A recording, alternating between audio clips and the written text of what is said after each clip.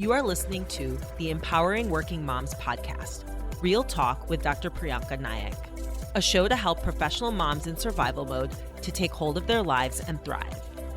If you're ready to take powerful action to create your best life, then this is the show for you. I'm your host, Dr. Prianca Nayak, board-certified internal medicine physician and certified life coach. Now let's get to it and dive in.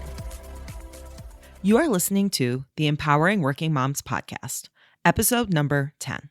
Hello, everyone. Thanks so much for tuning in today.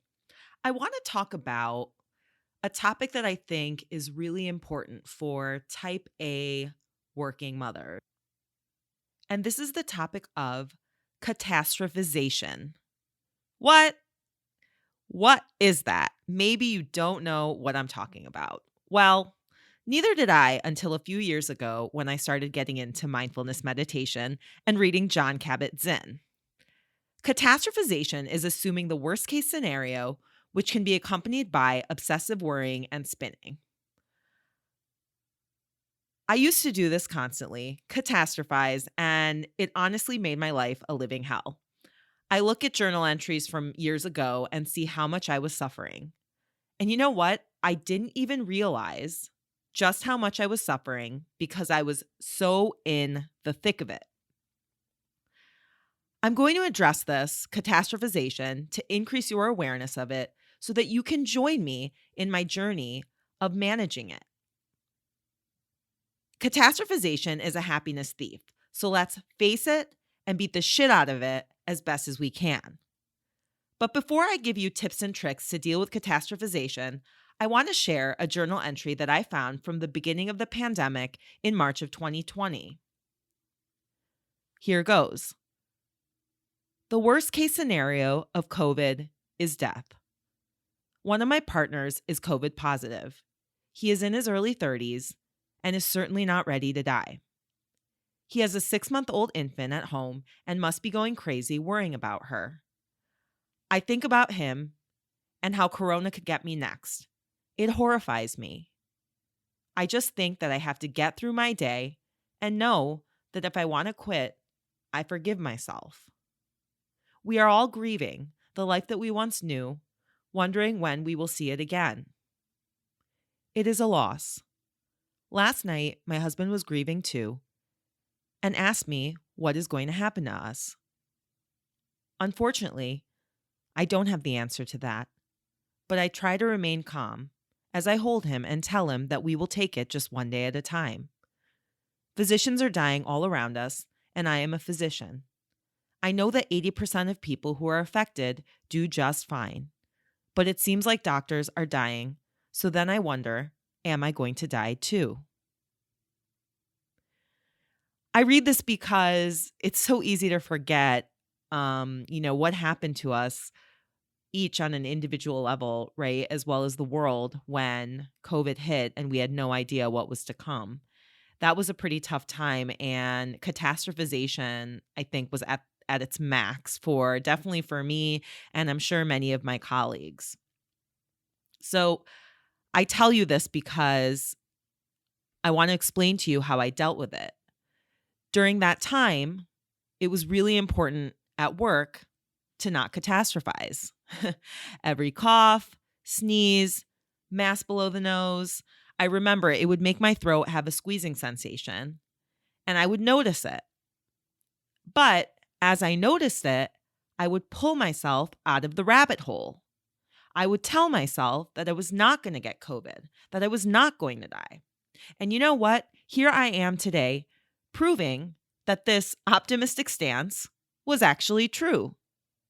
So I want you to know that you are not alone in catastrophizing. Many of us catastrophize. Maybe we are trained to do it at a young age, or we learn it in medical training. Doctors are taught to have catastrophic thinking. We actually must rule out the worst case scenario upon hearing any medical complaint.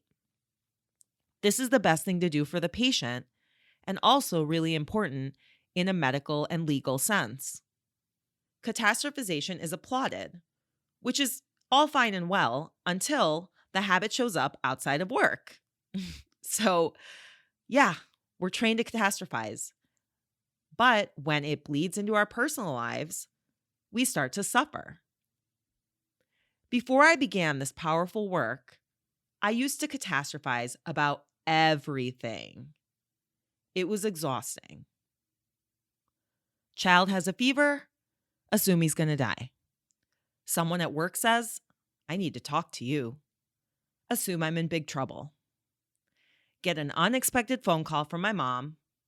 Assume she's calling me to tell me she has cancer. What a way to live.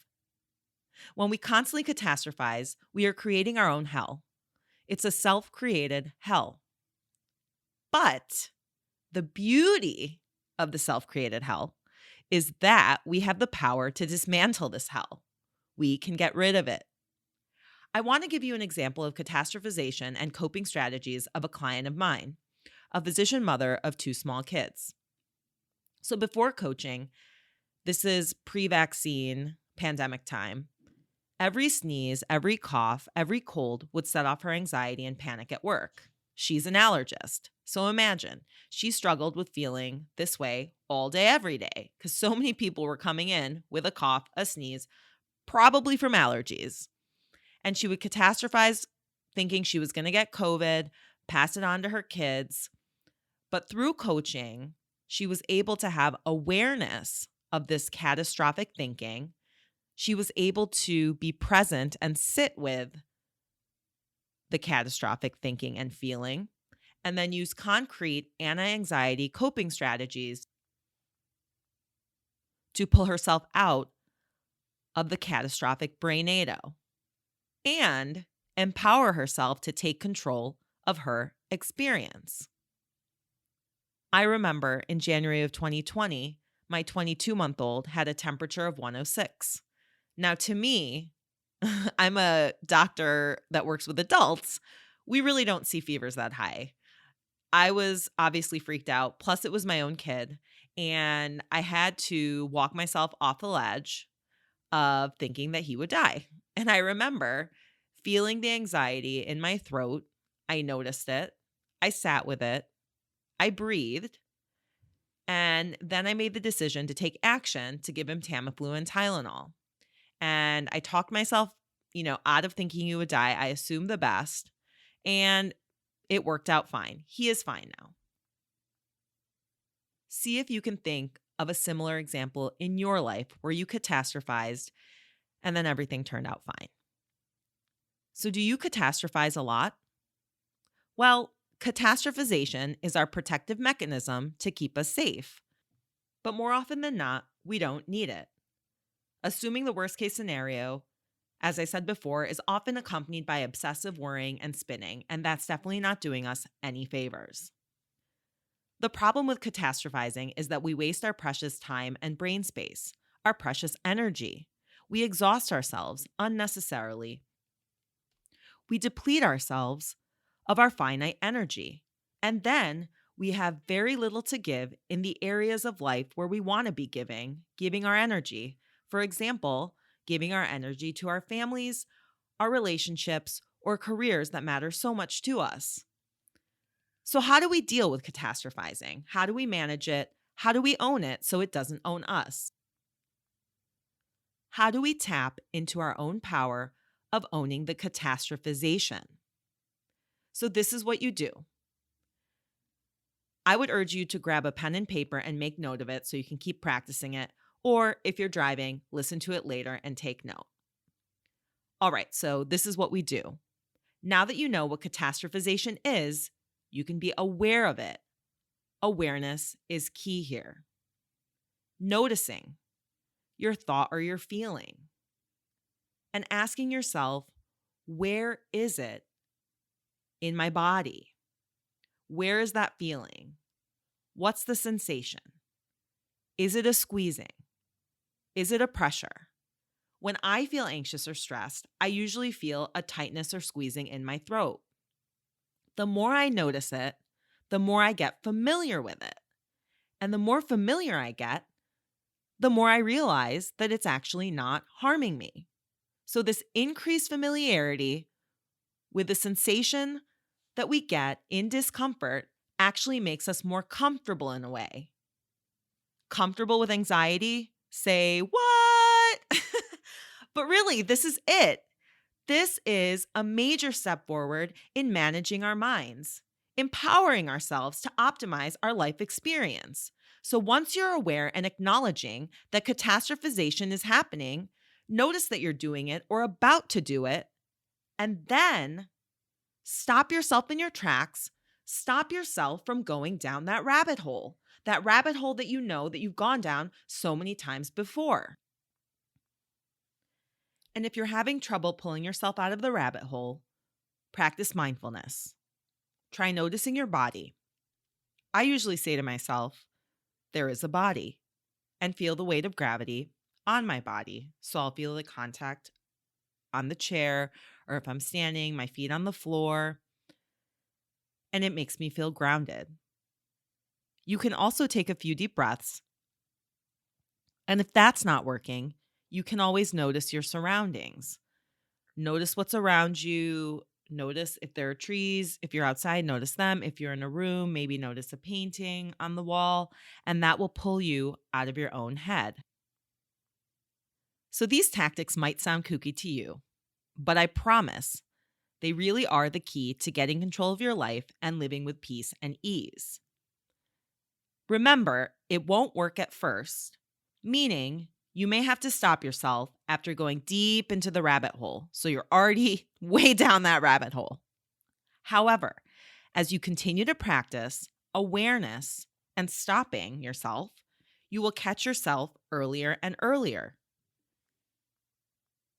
The next time you find yourself catastrophizing, just acknowledge that your brain is doing it. Then make a decision to take back your power. Make a decision to not give the catastrophic thought airtime. And if you're feeling especially ballsy, decide to assume the best instead of assuming the worst. About a month ago, I parked my car in a seemingly shady parking garage. And before I knew it, I was imagining my car getting stolen, getting broken into. Then the thought crossed my mind, should I periodically check on my car? Well, that's as far as I got. I stopped myself in my tracks mid-catastrophization and decided not to go any further. In fact, I actually assumed that the car would be okay. Worrying about it getting broken into, would make no difference in the outcome, but it would take up precious brain space and energy. This is a small window into what helps me live a lighter life in peace and empowerment. Remember, after we acknowledge and pull ourselves out of the rabbit hole, we can take it one step further and assume the best case scenario. Is your back killing you, or maybe you injured your ankle?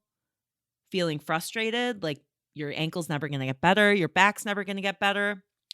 What about assuming that your body will heal? Because it probably will. Assuming the best, it's a lot more difficult to do, but it makes life a lot more fun. It is delightful. Seriously, I am not joking. And in the backdrop, have faith in yourself that you can handle whatever comes your way. Whatever situation comes your way, just like you always have and just like you always will. Open yourself up to all possibilities and trust that you can cope. And remember that this too shall pass. And by far, that is my favorite line to live by. That the moments in life are transient, especially the negative ones. And if you still don't believe me, I want you to think about a tough time that you got through and you handled. Thinking of it? Well, remember, you're resilient. You're still here. That incident didn't kill you. And in fact, like Kelly Clarkson's song, it probably made you stronger. Keep that in the back of your head as your evidence of how you can and will navigate any difficulties that come your way. And I know people love to say, oh, are you sure you can do that? Or that's really hard to do. No one's ever done that. Shut that shit down. Do not listen to it and trust yourself. If you feel like you've tried therapy, self-help books, exercise, meditation, all the self-help, all the self-care, and you're still struggling as a working mom, in your marriage, in your career, let's talk to get you unstuck and into confidence, peace, and freedom. Book a call with me, Prianca Nayak, mdcoaching.as.me. And if you like this podcast, please share it with a friend that you think might benefit. To help this podcast reach more people like yourself, rate and give me a review on iTunes as well. Thanks for tuning in, and I'll talk to you next week. Thank you for listening to this episode of the Empowering Working Moms podcast, Real Talk with Dr. Prianca Nayak. If you are ready to get unstuck and out of survival mode to live your best life, I want to invite you to book a free 30-minute consultation call with me. To get started, visit PriancaNayakMDCoaching.as.me. Link in the show notes.